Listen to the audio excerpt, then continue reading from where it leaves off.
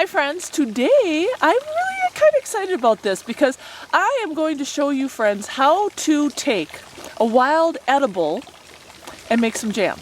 Now you can use any berry that you want. You can use the raspberries, you can use strawberries, you can use something from the garden like I'm using some of my rhubarb, but the awesome thing about this recipe is it's taking some of my wild edibles that I have in my own backyard, my thimbleberries and my service berries, and we're making jam today with it, which is really kind of cool because we forget that there are so many wild edibles out there in the forests that often we just overlook them. You know, we may go out huckleberry picking, or we may go out blueberry picking or raspberry picking, and that's all great because those are wild edibles too.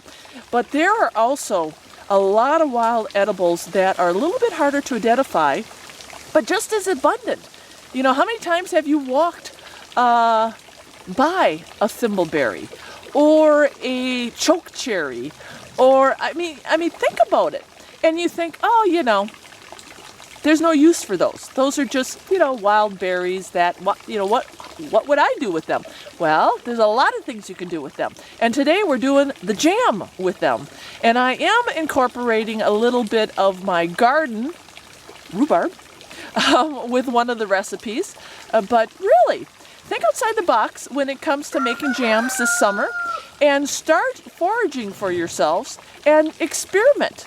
Get out in your woods and see how many wild edibles you have and start throwing them into a pot and making some jam or jelly or some juice. It's pretty cool. So let's go make some jam and I'll show you the berries that we'll be using. Grocery store. And in my little jungle of permaculture, and this is in the corner of my garden, I've got rhubarb hiding. See, this is my rhubarb. Now, I've got a smaller patch with smaller stalks, but what I'm going to do is cut the smallest, and when I say smallest, the thinner ones, because these are actually going to cook up pretty darn good for our recipe and not be as stringy, because when you get your rhubarb too big, when the stalks are like this, they get a little stringy and a little woody. So, and you can cook it down. There's no reason why you can't use it. But the tender stalks are going to be the thinner ones. So I am going to cut some pieces for our jam. Medicinal purposes too. But here's one of the bushes that we have on our property. I should say several of these bushes. This is a service berry. Look at that, how beautiful it is. It's a service berry or a June berry, and that's what we're going to be picking today to make some of our jam. So berries, aren't they gorgeous? So that's what I'm going to be using for our jam recipe. And look at that. Oh, they're everywhere. I love it. And then, okay, and the other berry that I'm going to be foraging today, and you might recognize this very broad-leafed bush. It's kind of like a, I would say a gardener's best friend, because it's fruit bearing and it's a thimbleberry. And you know what? Let me find what it looks like, because Mr. Hilder picked all the thimbleberries, but they are sweet and delicious, and the birds like. Okay, friends, before we get started, Starry's going to save you friends some money and some time. What do we do with jam? We grab Sure-Gel. Remember, Sure-Gel, tried and true. Our grandmothers used it. We love Sure-Gel, right? But, okay, couple things about Sure-Gel now. It is really getting expensive. $2.75 a box in the supermarket. Ridiculous. And the other thing, you know, the Sure-Gel just takes a lot of sugar. You know, 4 or 5 cups of sugar. Sugar's getting expensive. Yeah. Okay, so you can do the low sugar recipe, right? All right, substitute it with fruit juice. Okay, well, that's a great option, because fruit juice is expensive too. Or, you know, honey. Like, we can all afford honey.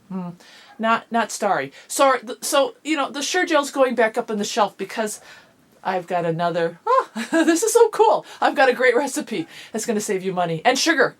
Oh, money and sugar and time. Jell-O. Okay, I'm going to show you how you can make beautiful jam with Jell-O, with less sugar, less time, and look at this. It sets up exactly the same as the Sure-Gel. It's tried and true. So we are moving on to modern times, and we're leaving behind the expensive Sure-Gel, and we're doing the Jello. Friends, you're gonna love it. You're gonna love it. Okay, let's get going. Humbleberries and my beautiful service berries. All I do is rinse them off.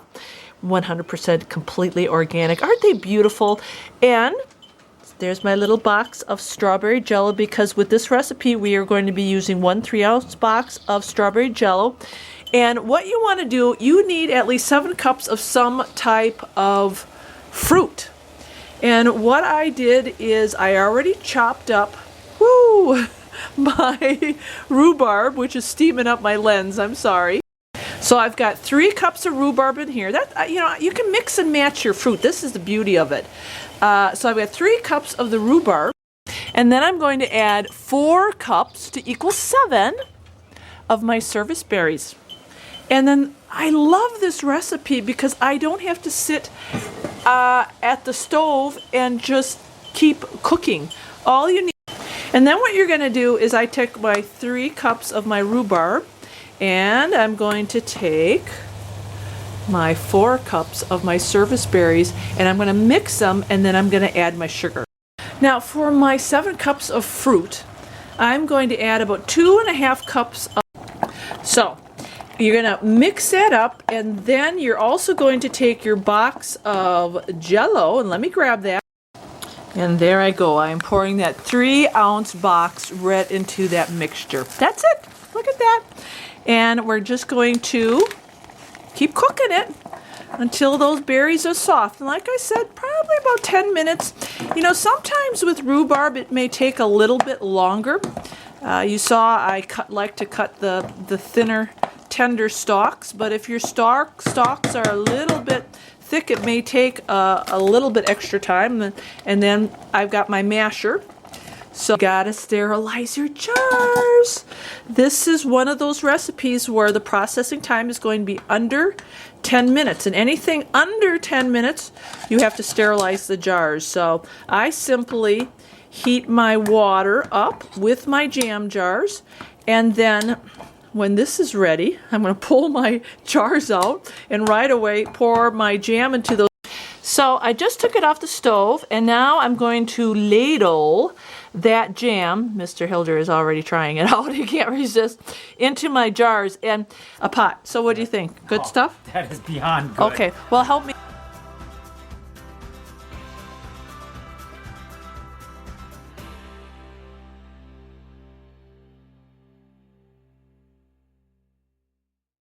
So real quickly, Mr. Hilder is helping me because I'm on a time schedule. You want to get these that hot jam in your jars as fast as possible so you can put it right into that water bath, and don't have to tighten them down. Not super tight? Not super tight. No. Okay. No. And then I'm going to bring it right over here to our water bath. This is a STARRYS tip too. I only have 8 little tiny half pints, and I actually am water bathing them in my 9.5 quart pot. This is not a canning pot, but you know what, friends? You can use a smaller pot like this when you have small batches. So don't get into the rut thinking that you have to have a big water bath canner. You don't. This is my 9.5 quart pot. You want to get these that hot jam in your jars as fast as possible so you can put it right into that water bath, and don't have to tighten them down. Not super tight? Not super tight. No. Okay. No. And then I'm going to bring it right over here to our water bath. And here's another trick. I don't have a bottom rack for this 9.5 quart